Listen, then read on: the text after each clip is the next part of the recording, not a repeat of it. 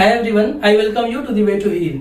यार आज की इस वीडियो में हम लोग बेसिकली बात करने वाले हैं कि जामिया इस्लामिया में स्पॉट एडमिशन क्या है।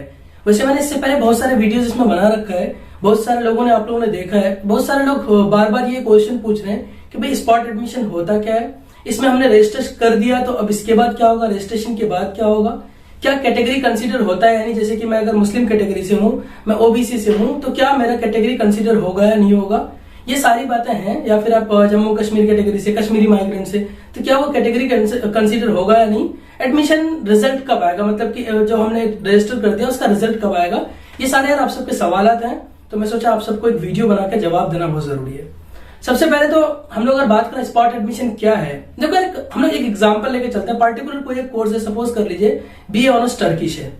बीए ऑनर्स टर्किश में आपने CUET का एंट्रेंस दिया था और जामिया इस्लामिया का आपने फॉर्म फिल किया था। ये जरूरी है, आपने CUET का एंट्रेंस दिया और जामिया इस्लामिया को आपने चूज किया हो, फिर जामिया इस्लामिया का आपने अलग से अगर फॉर्म भरा है तो यार आप तो एलिजिबल तो इसके लिए हो गए।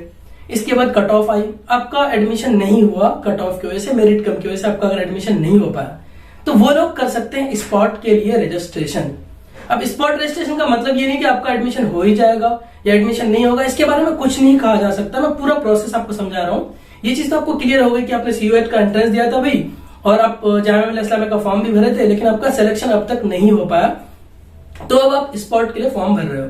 देखो सबसे पहले अगर इसके पीछे जानते हैं कि स्पॉट एडमिशन होता क्यों है, जैसे यूनिवर्सिटी क्या करती है, कई लिस्ट निकालती है भाई, अलग अलग लिस्ट निकल गया, अब वो हो रहा है कि उनको बस छांटना मुश्किल हो रहा है। कुछ बच्चे हैं कि भाई कहीं और एडमिशन ले लिया, सपोज करो कोई एक बंदा है, उसका नाम सेलेक्टेड लिस्ट में आता है, लेकिन वो ऑलरेडी कहीं एडमिशन ले चुका होता है, तो भाई वो तो नहीं आएगा एडमिशन लेने के लिए।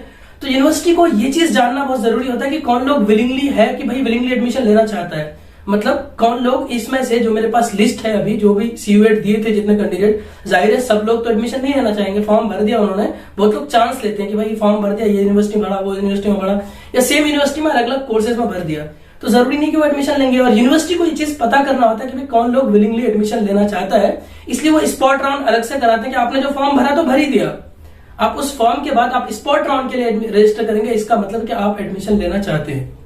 अच्छा ये बात ठीक है कि फ्रेश रजिस्ट्रेशन नहीं होगा, जो पहले से फॉर्म भरे थे, CUET दिया था आपने, CUET में जामिया को सेलेक्ट किया था, तभी आप स्पॉट रजिस्ट्रेशन कर सकते हैं। अब इसमें से कि भी कितने लोगों का सिलेक्शन होगा, देखो सिंपल सी बात है, हम लोग अभी मान के चलते हैं बीए ऑनर्स टर्किश, सपोज करिए उसमें 10 सीट खाली है, ये कोई मैं फैक्ट नहीं बता रहा हूं, मैं एक एग्जांपल ले रहा हूं कि सपोज करिए उसमें टोटल 10 सीट्स खाली है अभी भी, तो क्या होगा भाई, अगर फॉर्म भरा है 50 लोगों ने, तो उस 50 में से जो 10 लोगों का हाई मेरिट होगा उनको कंसीडर किया जाएगा। फिर दोबारा बता रहा हूं, अगर 50 लोगों ने, 100 लोगों ने फॉर्म भरा है, तो उसमें से 10 लोग जो हाई मेरिट में होंगे वो कंसीडर होंगे। अब बात आती है कि भैया क्या इसमें कैटेगरी काम करेगा, तो बिल्कुल करेगा। जामिया इस्लामिया जब भी सिलेक्शन करती है ना, तो ये अपने रूल एंड रेगुलेशन के हिसाब से करेगी। अगर आप ओबीसी में हो तो भाई ऑब्वियस सी बात है, आपको उसका प्रेफरेंस दिया जाएगा, मुस्लिम में हो तो प्रेफरेंस दिया जाएगा, जनरल में हो तो वही ट्रीट होगा, मतलब कैटेगरी आपका ट्रीट होगा ही होगा जो आपने फॉर्म में फिल किया है। पहली बात खत्म।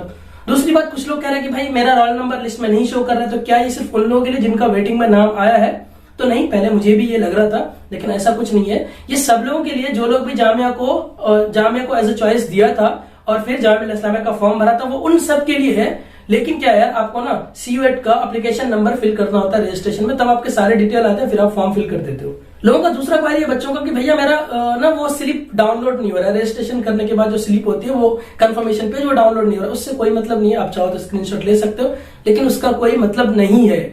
अब यार बात हम लोग करते हैं कि स्पॉट एडमिशन के लिए प्रोसीजर क्या रहेगा। देखिए स्पॉट एडमिशन के लिए जहां तक मैं मानता हूं, या फिर बहुत चांसेस हैं, चांसेस के यही होगा ही, जिन लोगों ने भी रजिस्टर किया है उसमें से जिन लोगों का हाई मेरिट होगा, कैटेगरी के हिसाब से, अब भी मैं बता रहा हूँ, कैटेगरी के हिसाब से जिनका हाई मेरिट होगा उन लोगों का सिलेक्शन होगा। एक पार्टिकुलर डेट दिया जाएगा, उस डेट में सारे के सारे डॉक्यूमेंट्स लेकर के आपको जाना है अपने डिपार्टमेंट में, अपने सेंटर में, और वहां जाकर के एडमिशन लेना है, जिनका भी सिलेक्शन होगा। तो अभी आपने अगर रजिस्टर कर दिया तो बिल्कुल आराम से रहो, आपको और कोई इश्यू नहीं है। आपने अगर रजिस्टर कर दिया तो आपका एडमिशन हो जाएगा होपफुली। मुझे लग रहा है कि मैंने सारी चीजें कवर कर दिया। अगर कोई भी एक आध पॉइंट अब भी रह रहा हो तो आप यार कमेंट बॉक्स में कमेंट कर देना, या फिर मेरी इंस्टाग्राम आईडी है IM_शारा, आप यहाँ पूछ सकते हो, जो भी डाउट हो सारी चीजें क्लियर कर सकते हो। परेशान मत हुआ करो, आपने रजिस्टर कर दिया है, होपफुली आपका हो जाए, आई होप कि सबका हो जाए। लेकिन भैया मेरिट कंसीडर होगा, भाई आपका जो कैटेगरी है वो भी कंसीडर होगा, मेरिट कंसीडर होगा, तो कोई भी परेशानी की बात नहीं है। आपके साथ कहीं भी ना यार इनजस्टिस नहीं होगा, अन्याय नहीं होगा, ये बात तो तय है, ठीक है। So yeah, that is for today. Please stay connected, keep growing. Thank you so much. Bye bye. Take care.